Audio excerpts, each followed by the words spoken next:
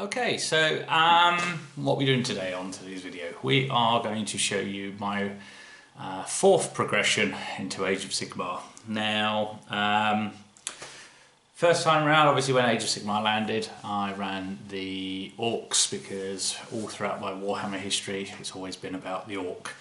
How did I find them? The Iron Jaws and the Giant Cabbage.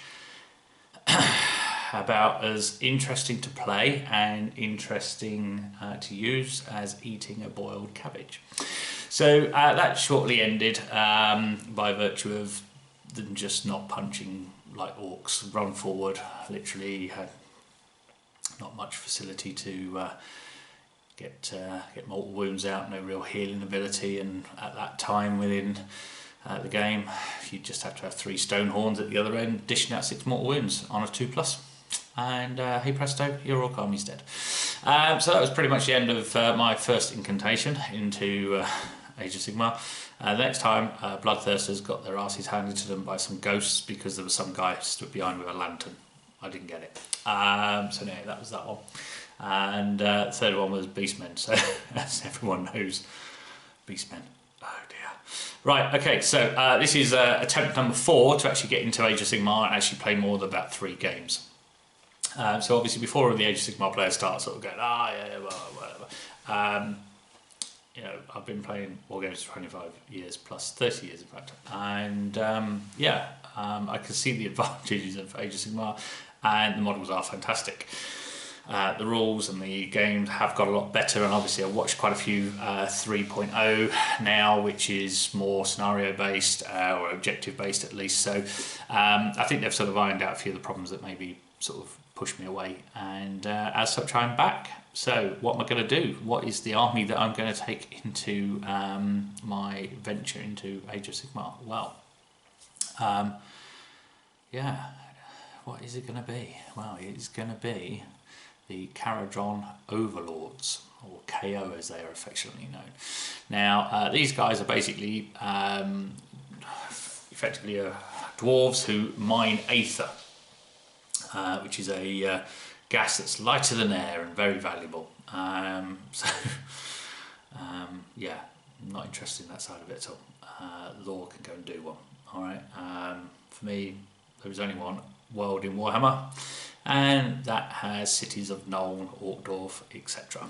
So, like the aesthetic of flying boats, don't like the big bulbous balls and dwarves being held up by a ball of air that's actually lighter than air, but then they're all carried in sort of steel or copper, whatever. But either way, there's no way that the air is going to be lighter. So anyway, I can't get my head past that. So forget the balls. All right, I'm not going to do the balls. It's as simple as that. So and then what am I also going to do? Well, I'm going to bring forward my background on sort of history and my enjoyment of old world wargaming. So the obvious thing to do would be to do von Richthofen's Flying Circus from World War I, biplanes. So how can I do that? Well, easiest way. So we're going to use the Grunstock gun haulers. Okay, obviously as I've already said, forget the big ball. It's not going on there. Just can't get my head around it. So we're going to use them as fighter planes. We're going to use the small ball, which will be the fuel cell. So I haven't got a problem with that. Just the big sort of ball there. Leader is going to have a parachute instead of being held by a ball. But basically all the ships are going to have none of these balls. So let's get started on the build basically. So the plan is to do Jasta 11, which was von Richthofen's actual squadron. So they had 13 aces in World War I, and we're going to try and run 11 of them. So 11 gun haulers.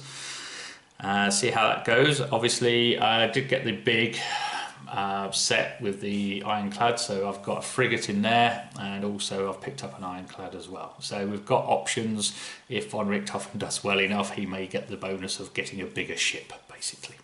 So the plan is we're going to play 3 effectively Red Barons. So we'll have one as a gun hauler for him starting out. We'll then have him in a frigate as and when he gets promoted. and then finally he'll be rocking about in an ironclad. So we're going to do 3 red ships, and then obviously the rest will be other members of the Flying Circus, and obviously they were named that by virtue of the coloured paint schemes that they used. So we'll see how we get on. So basically this is a progress, and show you how we're basically getting there. So what we'll do, we'll show you how we're getting on with the build and where we're at. Right, so on to the build. First step is to build the ship. So obviously, as we said, we're not using the big gas balls, just don't like them. So first stage is basically building it to this stage. So this is without the crew. I always find it easier to paint the crew and then glue them in afterwards. So the only thing missing from this at the moment is the crew. Actually there is the sky hook or anchor as well, only because I found whilst moving them around, keep catching it on the other 2 that I did as test models, and as such basically decided it would be better to super glue that on at a later point. Alright, so that's basically where we're at. Okay, so that is in its unprimed form. So that's one ready to be primed along with all the others. Just to show you the frigate, what it looks like without that big bulbous ball. Okay, so we've got the frigate, and that's just been primed. So we're priming in Mechanicus Grey. It's a nice colour to give us a nice base coat there. Okay, so that's basically what the frigate's going to look like. Ironclad's still in its box at the minute. Got a while yet before I need to worry about that. He's got to survive a few battles and go from there.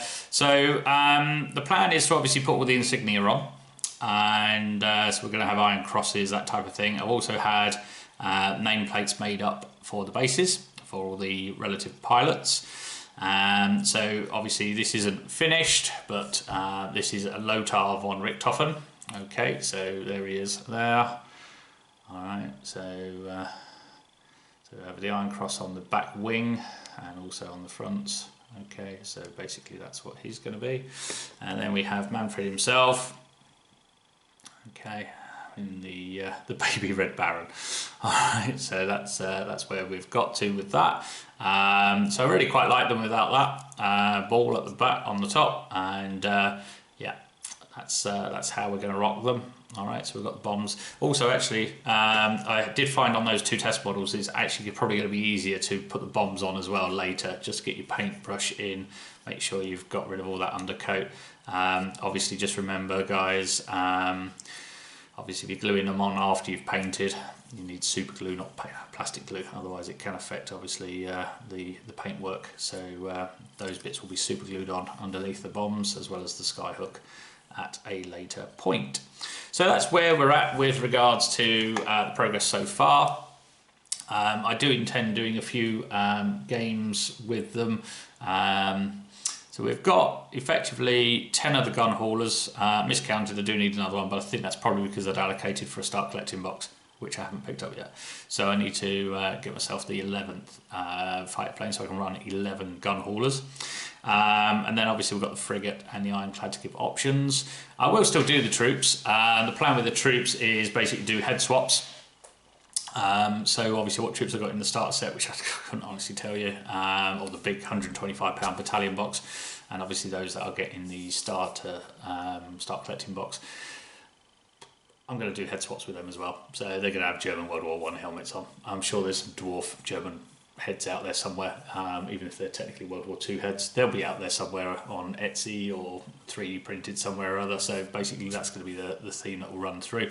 And then the plan as well is to do a battlefield as a World War I aerodrome. You know me, balls deep and all that.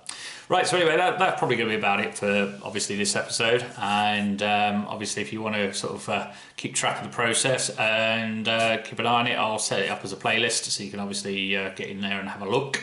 And yeah, I mean obviously any comments, any help from Kharadron players, any help from Age of Sigmar players, I haven't got a clue. Obviously stuff has changed. I've not probably played Age of Sigmar now for probably best part of 2 years, bar one game, which again led me to sell my bloodthirsters.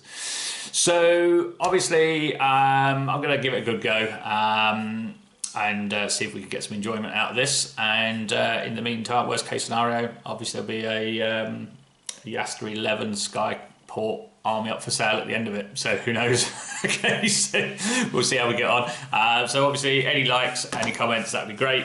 Keep me going, and then obviously we can progress from there. All right, so without further ado, that will call end on this one, and as I say, do like and subscribe. Thank you very much for watching.